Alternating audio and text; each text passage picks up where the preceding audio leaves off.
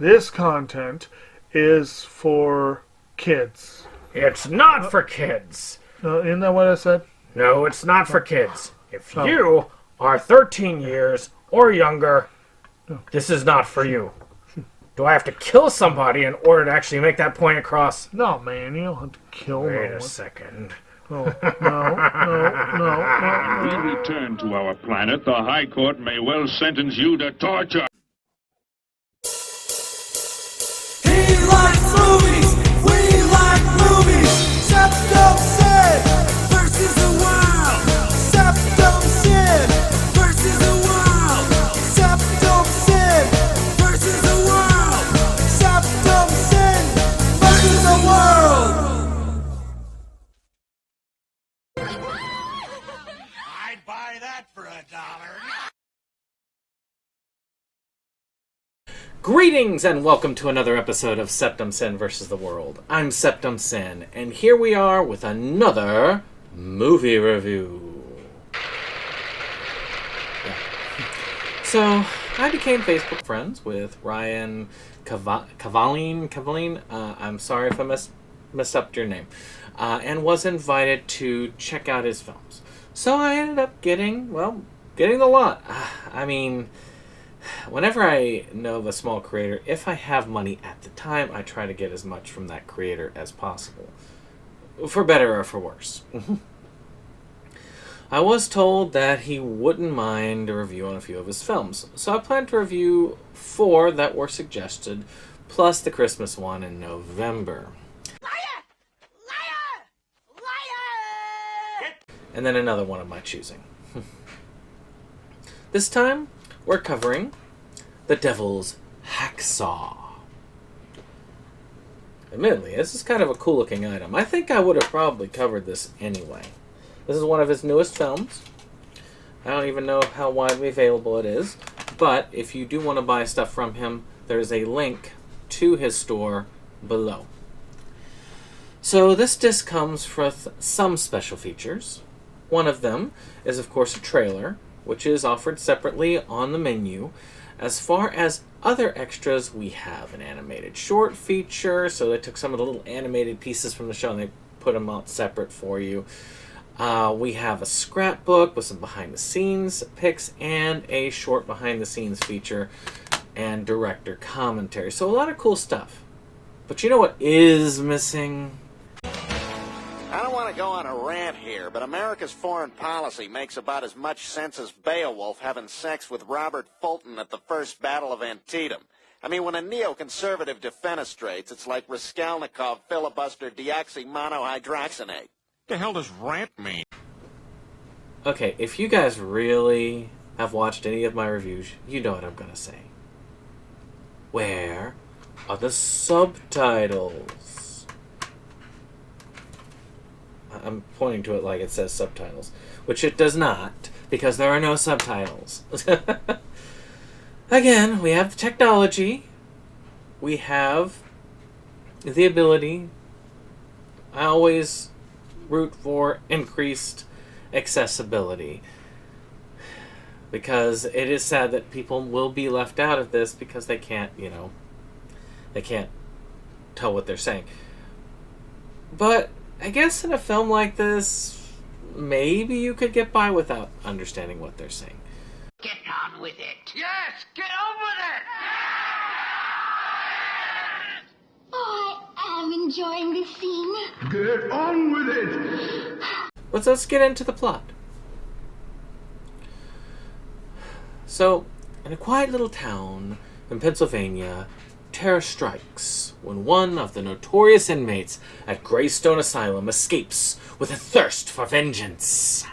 He embarks on a brutal killing spree, leaving the town folk in a state of panic. The local police, led by the overwhelmed Detective Brackett, suggests that they work to contain the chaos. The writing in this is fairly basic for your slasher. I mean, you got your formula. This was established way back when the first real formulaic slasher, which was I keep wanting to say Silent Night, Deadly Night, which is not the answer. It's Black Christmas. Came into being. But this feels like it's much more of a Halloween type. You kind of have your bit of a stalking, maybe a little bit of slowness at the beginning, but nowhere near as long as Halloween. So, other than your patient escaping the asylum and a little bit of the stalking stuff, it kind of moves beyond that. You even have a bit of Hatchet in the formula. We have this killer taking out multiple people, and the police are trying to track him down, and that's pretty much the whole of it. Hack, hack, hack. Police, police, police. Hack, hack, hack. Police, police, police. I love it when a plan comes together. There is a camp thing there that shows up about 2/3 through the film that kind of gives you that Friday the 13th vibe. But in reality, it really isn't about the camp. It really isn't about a lot of these things. It's really about this guy killing him and the people trying to track him down.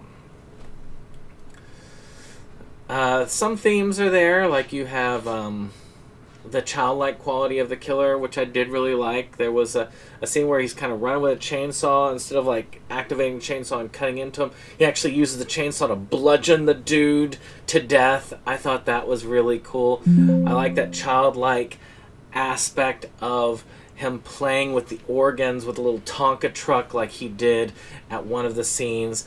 I really do think that those are cool things. And finally, I did like how the ending went. As a lot of these tend to have that case of final girl versus villain. And this one kind of does it differently. I'm not going to spoil it, because I actually really want you to see this one. I think you really will like it. Well, the you I'm talking to I'll talk about a little bit later, but I do think it will be well liked, so I'm not going to spoil the ending, but I do think that the ending does have a little bit of creativity. So let's talk about acting. The acting was actually quite solid for a low-budget feature. I'm used to very wooden and stilted performances, poor cuts. People didn't make multiple cuts. They're just like, let's go. Do it live! I'll write it and we'll do it live! But there weren't any poor performances here that took me out of it. This is very unlike the previous one. And there's also a couple of things that are cool. I like seeing the Jeff Kirkendall cameo. That's a really nice section. Adam Holmes, who played the killer, did an amazing job. When you're playing a silent killer and your face is behind a mask, it really can limit your ability. But all the body language, all the work that they did to put it together, it really did come across well. I think he played this childlike killer amazingly, and you should check it out. Production design. This can be a bit of a mixed bag. I don't like CG effects all that much, especially as it's used in the micro-budget space. I think that they can be overused. I did myself, for instance. If you have the ability to do practical effects, you should use it. Now here they used it mostly just doing some fake blood spatter, a little bit of like blood on the camera type thing. I do kind of feel bad that most of the kills were done off the camera. You didn't really see him bashing the person's head in.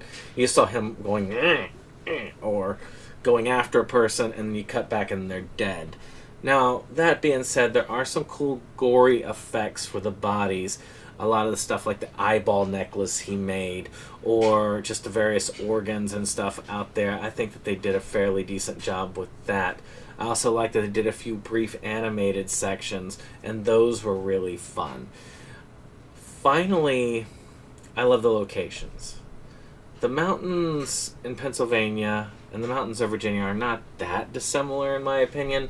I grew up in the mountains, and I do understand this. There are a lot of cool places to film, and there's kind of a lot of ruins, like abandoned civilizations that you can find there, and these are great places for a type of movie like this. A lot of creepiness, very suitable. The soundtrack in this is kind of intense at times. It's intense enough to at least work decently. I wouldn't call it anything like over the top amazing, but it did a good job. I really love the self-titled song, and it was a great end credit scroll. I could see myself actually listening to this one on its own. So I'd say a soundtrack, whereas you got takes you out of it versus I would buy the soundtrack myself, I'd say this is a little bit above the middle ground.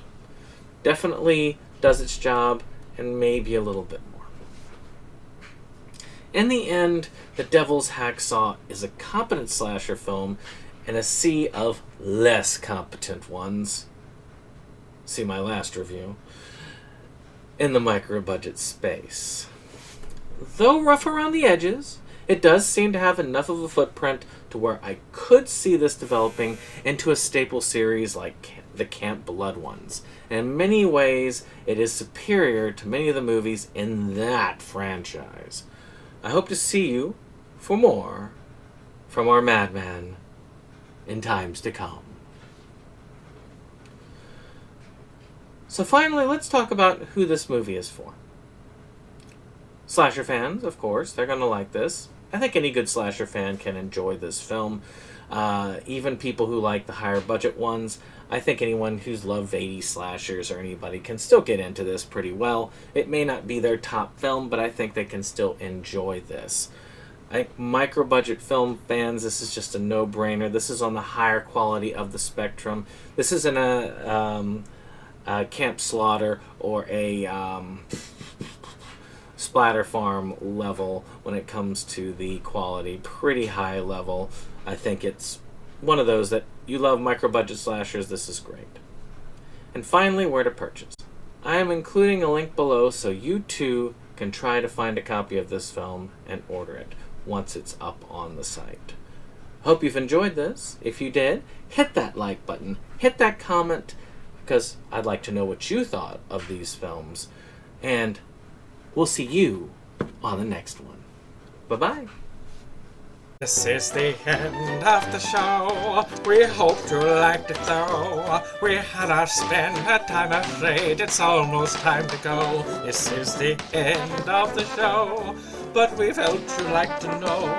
A bunch of friends right to the end. Our link just down below. This is the end of the show. So help us let you know.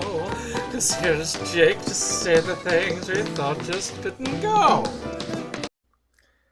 And now we would like to take a moment to thank our friends at the Rebel Gaming Club for our rollicking opening number that has been gracing our videos for some time now.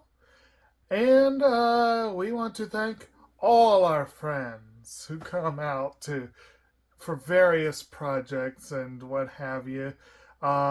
We have numerous links below, and we very much encourage you to check them out and give the other people a visit as well.